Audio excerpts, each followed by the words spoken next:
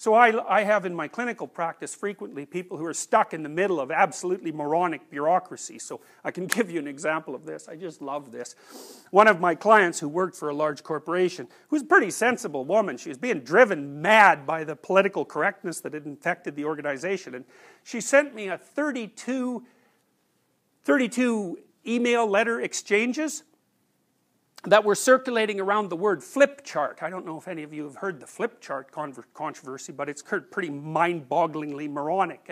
And so the deal was that somebody, you know what a flip chart is, right? It's one of those paper pads that you flip paper over. Well, it turns out, hypothetically, that flip is a pejorative term for Filipinos. And so they believed that the flip chart phrase was no longer acceptable because it was potentially offensive to Filipinos, although I bet they would have had to like vacuum up the whole planet to find one Filipino who actually cared whether or not someone called that a flip chart.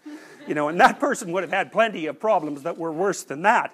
Anyway, there was like a 32 serious email exchanges about what terminology should be used instead of flip chart, you know. So that's what people were doing instead of trying to actually have a life and do something useful. And it was driving her completely mad. They did rename them and made it made part of corporate policy that it was inappropriate to use the word flip chart. I don't remember what the hell they called them.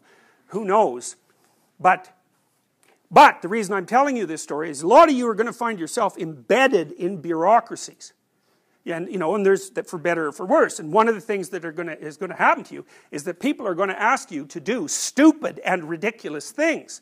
And the fact that they're asking you to do stupid and ridiculous things is going to do three things to you. One is it'll warp you so that you'll pretend that you agree with it, and then eventually you will, and like good, so much for your soul. And then the other thing is that it'll demotivate you because you'll think, why should I be like slaving away at this job when, you know, I'm being pecked to death by morons with stupid rules. And the third thing that it'll do is make you resentful and irritated, and that will also undermine your motivation and make your life miserable. And so you might think, well, what should you do about that? And the answer to that is, you should object at the earliest possible point, because first of all, you'll find that if you object to radical stupidity when it first emerges, you kind of make people aware of the fact that what they're doing is radically stupid, and they'll usually back off. And so then they won't torture you to death.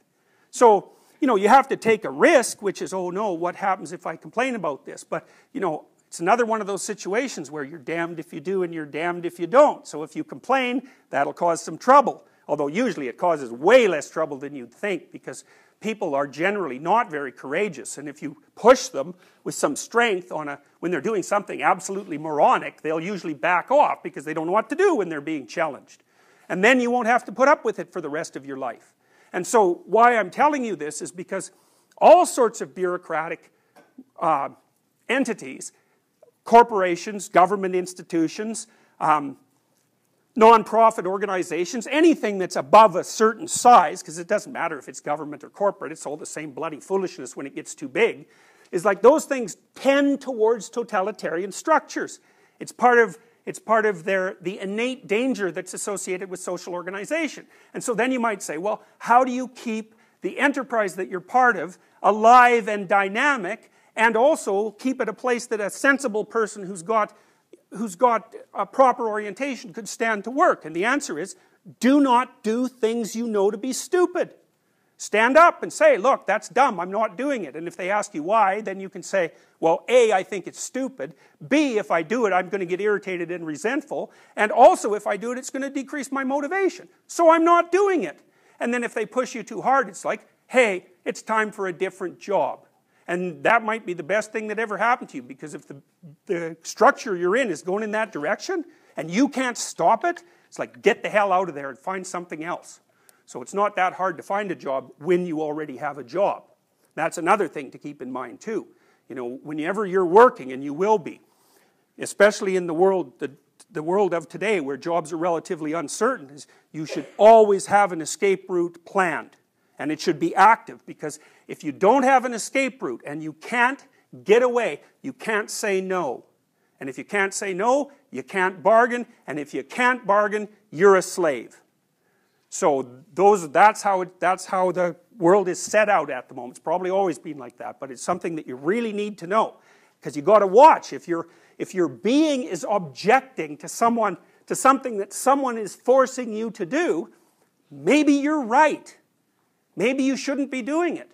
And lots of people end up living meaningless lives. And that's not a very good term, because there's no such thing as a meaningless life. Because one of the meanings of life is suffering. And there's no bloody way you're going to escape that. So you will not have a meaningless life. You'll have a life that's only suffering. And I wouldn't recommend that, because it'll make you one miserable creature, and plus you'll warp everyone around you because you'll be vengeful. So these things are really important. They're really important. So